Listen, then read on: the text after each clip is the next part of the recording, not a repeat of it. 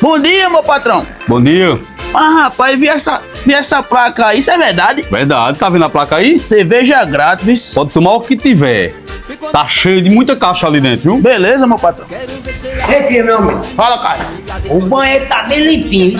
E tá? Gostoso na tua? Já. Depois eu vou usar de novo. Já vou dar uma mijada lá, mano.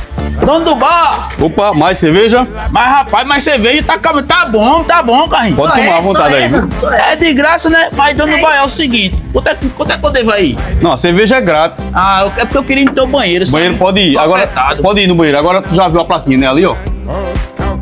Oxente, tá ficando magra? Banheiro R$1.000? Pois é. Olha, é o seguinte. Seus dois amigos, cada um foi 2 vezes ao banheiro, viu? Dá R$4.000 já. Se quiser o banheiro, pode ir. Tô ali dentro. Eita caralho, bicho, safadeza da porra, viu, Carrinho? Olha aí, Carrinho. Quando a esmola é muito, o santo desconfia, Carrinho. Tu não viste nessa perdida dessa praga, Eu não? não vi não, Carrinho.